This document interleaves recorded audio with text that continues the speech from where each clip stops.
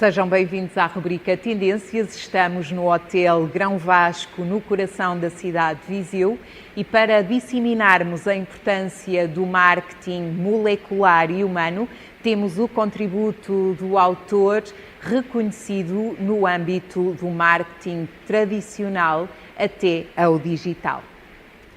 Dr. Carlos Oliveira, seja bem-vindo à rubrica Tendências e a este icónico Hotel Grão Vasco, na cidade de Viseu. Muito obrigado, doutora Cila. Aliás, tenho acompanhado algumas das suas rubricas anteriores e felicito-a por isso, pelo interesse nos temas e pelo facto de se centrar na região centro, que eu acho muito importante que nós não discutamos só as coisas a nível nacional, mas que, em particular, os casos especiais, enfim, de um país tão variado como nós somos.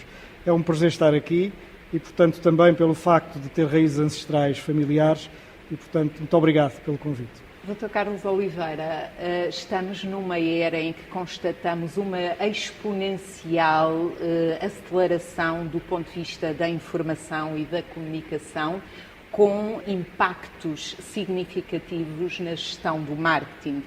O Dr. Carlos, enquanto escritor e especialista nesta área, qual é a visão do marketing tradicional até ao digital? Bem, o marketing tradicional baseava-se fundamentalmente em métodos analíticos, mas métodos não digitais, portanto, que ao longo do tempo a tecnologia veio permitir evoluir e modificar completamente. Na minha opinião, o digital o que veio trazer, embora eu gosto muito de quando se fala em marketing, ver uma perspectiva estratégica global em que o digital é uma componente, os meios e os métodos e instrumentos são componentes, mas não podemos perder, não é, a grande visão que é o global. Mas o digital veio de facto trazer um conjunto de técnicas que eram impossíveis de pôr em prática anteriormente.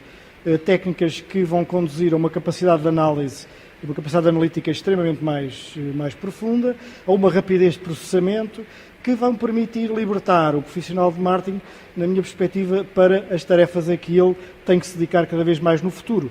Portanto, que tem a ver com o aspecto da inovação, da criatividade, da empatia, do sentir o outro humano, portanto, haver uma relação humanizada entre o marketing e o cliente, numa perspectiva que cada vez mais disponibilizar soluções que sejam personalizáveis e adaptadas àquilo que cada cliente quer no momento em que ele quer.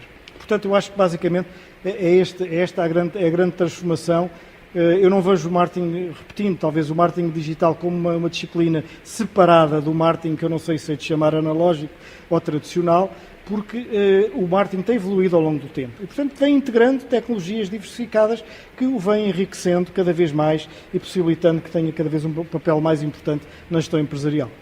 E com essa sua visão e a materialização deste seu novo livro do marketing molecular ao humano, qual foi a visão e a estratégia com esta implementação? Bem, eu vejo a evolução, este meu último livro, basicamente também um pouco anterior, mas este Human Tech Marketing em especial, cobre, digamos, com um horizonte temporal da década 20-30. Portanto, algumas das coisas aqui citadas já acontecem neste momento, outras estão em vias de desenvolvimento e outras, presumivelmente, até aos anos 30 irão acontecer. E tudo isto vai no mesmo sentido, na minha perspectiva. É no desenvolvimento da tecnologia, no que diz respeito à ligação ao marketing e à gestão, cada vez mais centralizada no ser humano, e para o marketing eu não vejo uma outra qualquer justificação que não seja a utilização de uma tecnologia que se preocupe com as pessoas e com os clientes. Aliás, eu gosto de utilizar o termo pessoa exatamente porque eu acho que nós, seres humanos, não somos consumidores. Consumimos, produzimos. Enfim, a teoria económica faz acaba por criar modelos para ajudar a perceber o comportamento humano, mas na realidade nós somos uma pessoa única, não é? Somos um ser humano com necessidades, com características, com atitudes e com comportamentos. E cabe ao marketing, na minha perspectiva, tentar perceber cada vez mais esta globalidade que é o ser humano, porque só assim é que vai conseguir disponibilizar propostas de valor que se adequem àquilo que as pessoas necessitam em cada momento. E por isso eu também lhe chamo molecular, porque molecular na perspectiva mais ínfima, isto é, a polarização total no ser humano, no indivíduo, na capacidade que o marketing vai tendo de disponibilizar essa oferta individualizada para cada pessoa. E por isso eu chamo-lhe, digamos, que molecular e humano. E o Dr. Carlos Oliveira referiu a terminologia marketing polarizado, que por um lado pode ser um novo mindset da estratégia empresarial e, por outro lado, desafio também a explicar esta terminologia aos nossos ouvintes e seguidores. Pois, eu chamo-lhe marketing, o título do livro não é esse, chamo-lhe marketing, mas falei marketing polarizado, de facto, no ser humano, porque me parece que é a única forma do marketing e das empresas e organizações serem bem-sucedidas no futuro. O marketing atravessou durante décadas uma fase em que basicamente era uma forma, isto talvez uma crítica discutível, mas era uma forma de tentar vender certos produtos que eram fabricados, e daí os tradicionais 4Ps, não é? Qual é o melhor produto, o melhor preço, a melhor forma de distribuição, a melhor forma de comunicação, mas na minha perspectiva, eu já discuti isto com o professor Kotler, inclusivamente, que foi o que divulgou mais este conceito, estes 4Ps pressupõem uma ótica ainda um bocadinho da produção. Isto é, embora estude o mercado, estou a criar uma oferta e depois vou tentar vendê-la. Este novo marketing, que eu chamo polarizado, molecular no ser humano, tem a ver com o facto de inverter completamente a situação.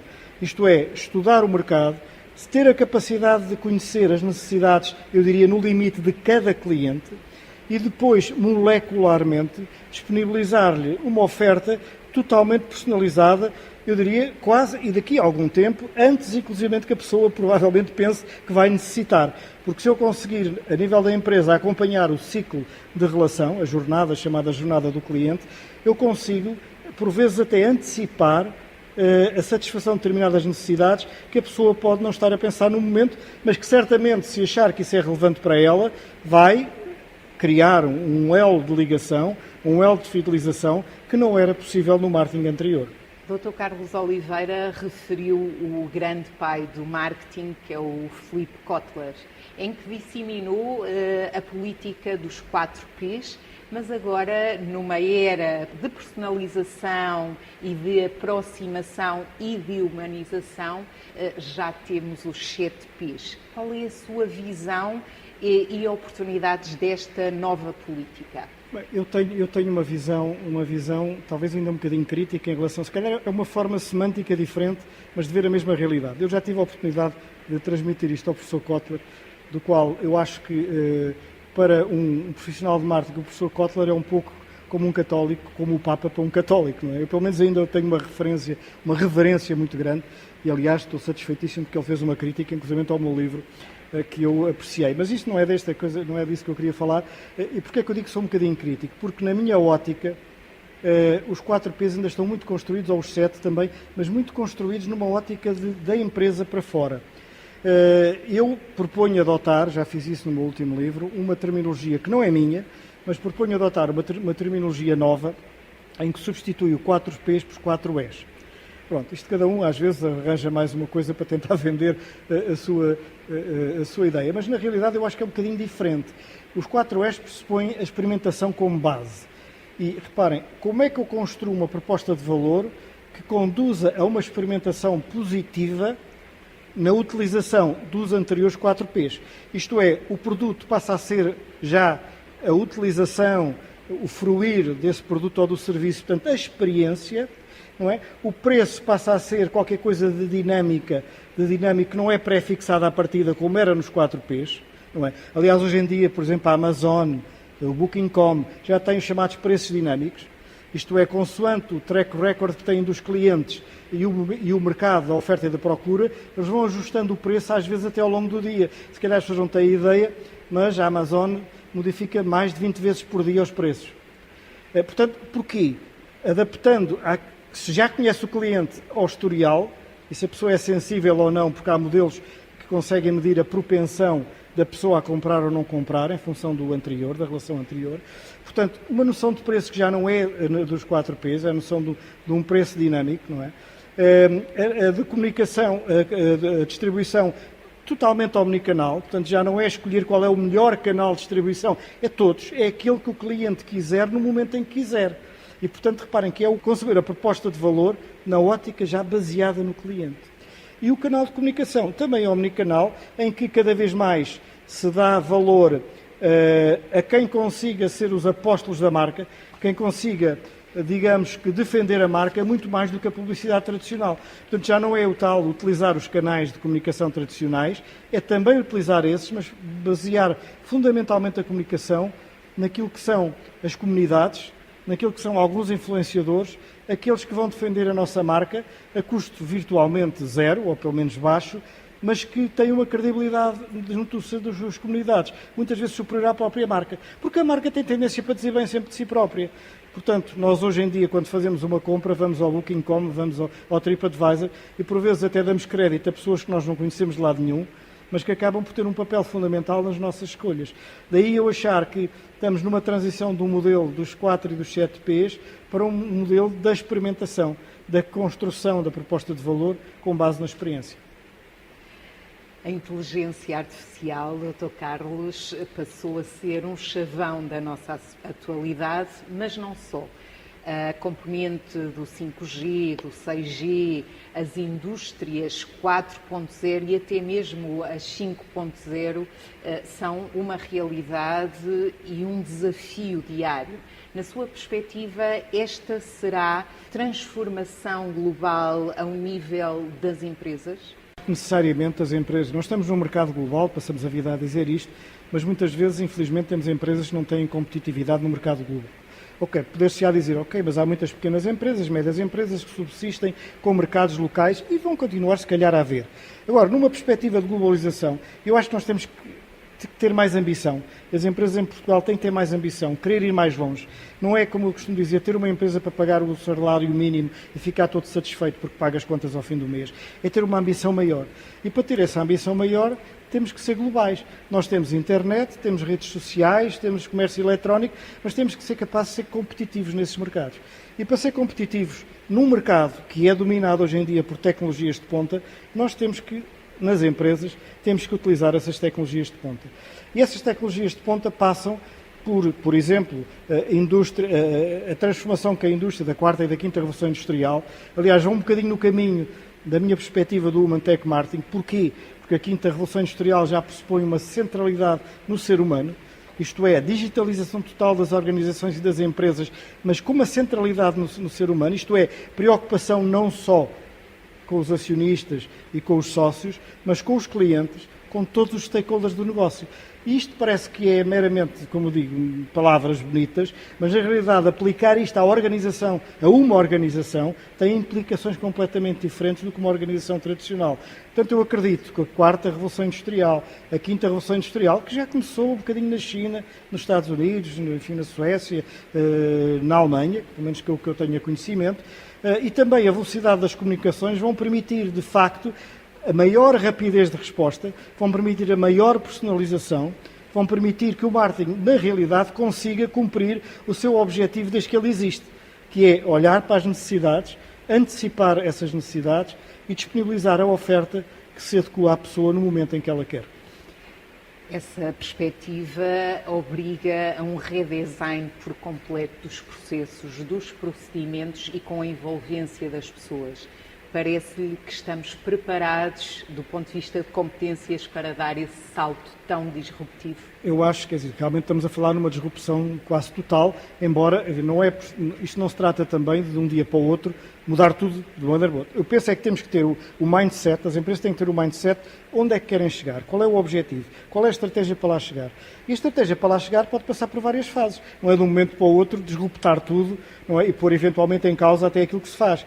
É analisar quais são os processos, quais são as etapas, e cada empresa será diferente da outra, quer em termos de meios técnicos, meios humanos, meios financeiros, quais são, mas é preciso equacionar isto, ter a capacidade de equacionar quais são as etapas para chegar mais longe ao objetivo, e o objetivo, quanto a mim, deve ser aquele que eu referi, e depois, a partir daí, encontrar as soluções mais adequadas, mais caras, mais baratas, investir, contratar meios técnicos, ou contratar consultores, ou, inclusivamente, utilizar soluções de software as a service, em que não é preciso comprar a aplicação, mas que se pode alugar. Portanto, há toda uma panóplia hoje em dia de soluções que nos permite, eu não gosto de por vezes ouvir a crítica que se diz, mas isso não é para Portugal, isto não é para as pequenas e médias empresas. Não, as pequenas e médias empresas que quiserem sobreviver no futuro, não é? E quiserem alavancar Portugal para um nível que nós ainda não estamos, a nível internacional, têm que passar por estas fases. E eu, na minha perspectiva, estou convencido que se não ultrapassarem estas fases, nunca, daqui a 10, 20 anos, vamos estar, relativamente aos outros países europeus, no mesmo lugar, ou pior do que ainda estamos hoje em dia. Dr. Carlos Oliveira, a título conclusivo, com o alinhamento do paradigma tecnológico, desta aceleração da informação e da comunicação, qual é a sua visão para as tendências do futuro e também com a materialização deste seu novo livro, O Marketing Molecular e Humano? Bem, o que eu pretendo com o meu livro, digamos que são dois aspectos. Por um lado, há um aspecto, vamos lá ver, de investigação, de algum caráter científico, e depois há, se calhar, um caráter apostólico também, que é o tentar, digamos, que as pessoas tomem consciência, em particular os profissionais de marketing, que é necessário, de facto, ser obsessivo com os clientes e com as pessoas. Esta frase simples tem implicações enormes a nível da organização, a nível das práticas, a nível da gestão. E porque eu estou convencido que se não for isto posto em prática, como disse há pouco, nós não conseguimos atingir os objetivos a prazo, porque existirão sempre concorrentes que têm isto em mente e vão conseguir. E, portanto, os clientes são cada vez mais exigentes, como nós sabemos, as pessoas são cada vez mais informadas, a tecnologia vai criar um grau de impaciência global. Nós não podemos esperar muitos segundos, que já estamos impacientes, muitas vezes com o download de uma coisa qualquer, ou que uma empresa demore X dias a entregar o produto ou o serviço. Portanto, há um novo comportamento dos consumidores, há um novo comportamento das pessoas, no seu sentido holístico, que exige uma nova forma de gestão de marketing. E, portanto, não sei se estou a fugir à sua questão, mas eu penso que o digital, como disse, veio criar técnicas que ajudam a concretizar isto. Porque isto só é possível com a montante do profissional, com todo o manancial de gestão de dados e de análise e de propensão, de cálculo de propensões, quer ao consumo, quer ao abandono, quer à fidelização, que vão permitir estratégias estratégias individualizadas que permitam, de facto, disponibilizar a cada cliente aquilo que ele necessita. Eu parece que estou sempre a falar da mesma coisa, mas, na realidade, a tecnologia vai permitir e o digital vai permitir isto. E eu chamo-lhe até uma época também do marketing pós-digital, porque eu penso que daqui a meia dúzia de anos, não sei se são 2, 3, 5 ou 10, mas provavelmente não são certamente 10, em que o digital já nem se fala. Isto é, o digital está de tal modo incorporado nas estratégias globais das organizações que são mais uma forma de atuar no mercado, são uma forma de disponibilizar as ofertas, são uma forma de raciocínio e de olhar para o mercado. Provavelmente hoje em dia já não falamos muito em marketing relacional, porque todo o marketing é relacional, tem que ser. Mas aqui há anos atrás falava-se de marketing relacional, parece que era uma coisa contra o marketing existente anterior. Não, nós temos que ver isto numa perspectiva evolutiva. E o digital vem ajudar um salto em frente, de facto, no desenvolvimento do marketing. Dr. Carlos Oliveira, foi um gosto tê-lo aqui connosco na rubrica Tendências e aqui neste icónico Hotel Grão Vasco em Viseu e desejo-lhe muito sucesso para a disseminação destas suas competências tão pertinentes e deste seu novo livro. Um bem-aja e volte sempre. Muito obrigado, o prazer foi meu. Eu desejo também o sucesso para esta rúbrica, enfim, e para todos os desenvolvimentos profissionais que venha a ter. Muito obrigado. Muito obrigada. E concluímos assim com mais um tema da atualidade em torno do marketing molecular e humano, com uma visão evolutiva do marketing tradicional ao digital. Um bem-aja a todos por acompanharem a rubrica Tendências, esta edição no icónico Hotel Grão Vasco, no coração da cidade de Viseu, com o apoio do Turismo Centro de Portugal e da Aresp. Um bem-aja a todos e fiquem bem.